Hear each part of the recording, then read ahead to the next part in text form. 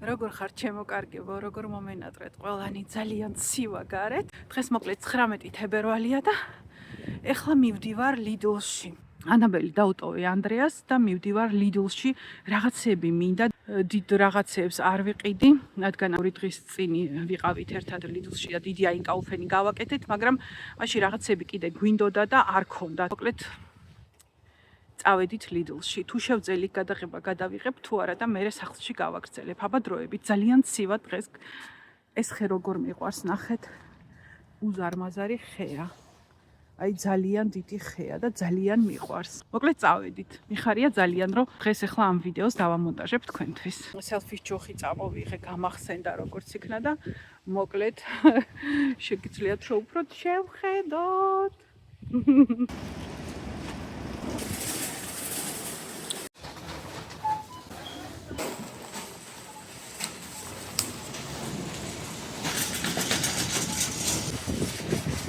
მოკლედ ახლა გამოვედი ჩემო კარგი ლიდლიდან და მივდივარ სახლში. აი ნახეთ.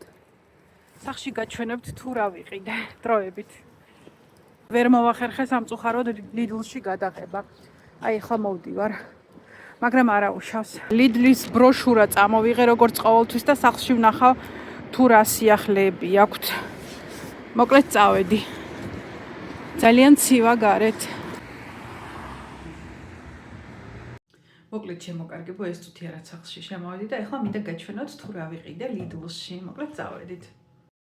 ეს არის ზეთისხილი, რომელიც მე ძალიან მიყვარს. ზეთისხილი მწარე წიწაკასთან ერთად შეკმაზული ძალიან მიყვარს.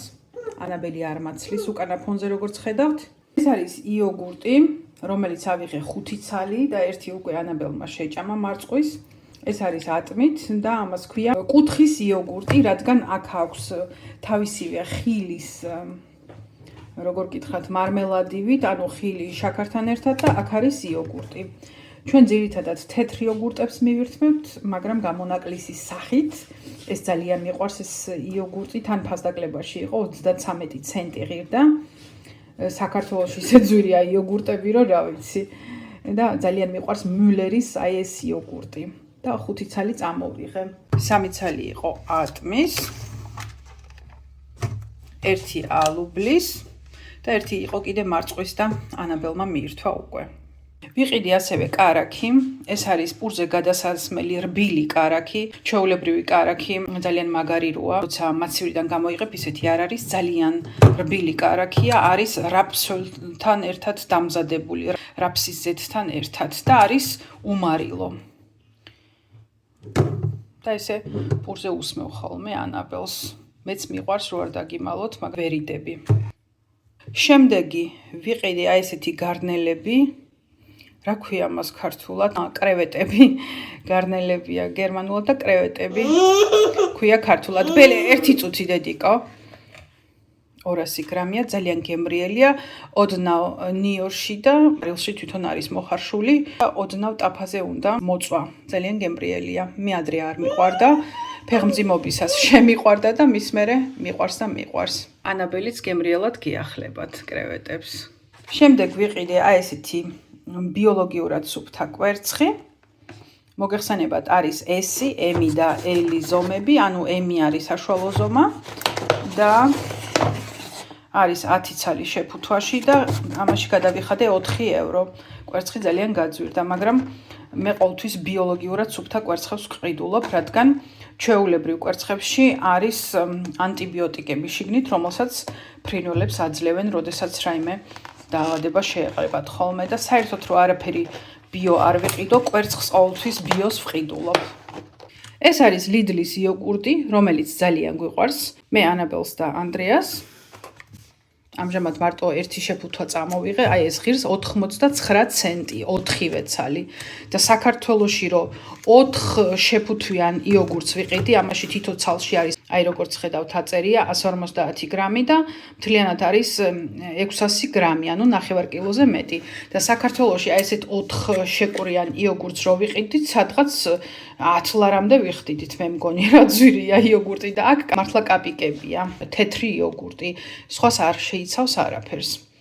არის როგორც მაწვნის იოგურტი, მაგრამ ძალიან გემრიელია. ისეთი მჟავი არ არის როგორც საქართველოში, მე ასეთი გემრიელი თეთრი იოგურტი ყველაფრის გარეშე უშაქროთ მე ვერ ვნახე და Lidl-ს აქვს ძალიან გემრიელი იოგურტი. ეს არის ვეგანური ძეხვი, რომელიც ძალიან გვიყვარს. შეგიძლიათ პირდაპირ ასე მიირთვათ, ან ცხელ წყალში ჩადოთ და უბრალოდ გააცხელოთ, ან ტაფაზე კვერცხთან ერთად და არის ძალიან გემრიელი, ვერ გაარჩევთ ჩვეულებრივ ძეხვში. ეს ერთი შეფუთვა წამოვიღე. ასევე წამოვიღე ეს სრულიად ახალი დაწურული წითელი წვენი. ხო, რცე, დედიკო, მადლობა დე. ანაბელმა ისწავლა რძის თქმა და ისე საყვარლად ამბობს. და ეს არის სრულიად ახალი დაწურული, ხო, მადლობა დედიკო. წითელი წვენების მიქსი. აქ არის მოცვი, აქ არის ვაშლი, აქ არის ყურძენი და ასე შემდეგ.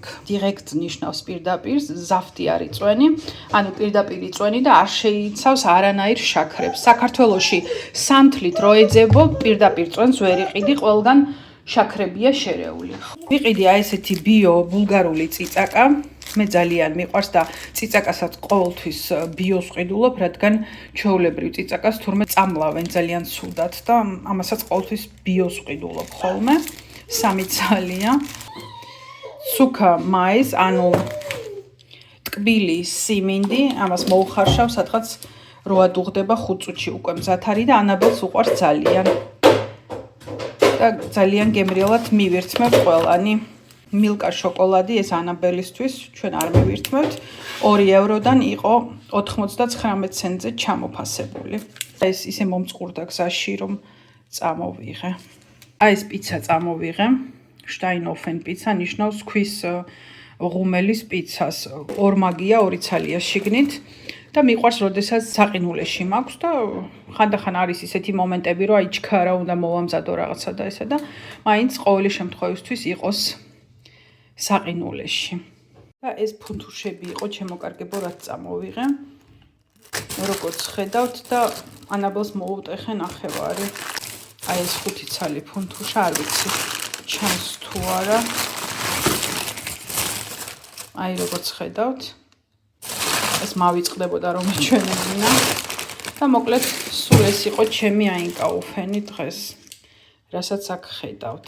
და ამ ყველაფერში გადავიხადე 32 ევრო და 97 ცენტი. მოკლედ სულ ეს იყო ჩემო კარგებო, რაც დღეს მე თქვენთვის მინდოდა რომ მეჩვენებინა. ყველას სასიამოვნო და მშვიდობიან საღამოს გისურვებთ. ყველანი ძალიან მიყვარხართ თქვენი მაკადროებით. მომდევნო შეხვედრამდე. ნახვამდის და იმედია რომ მალე შევხვდებით ერთმანეთს.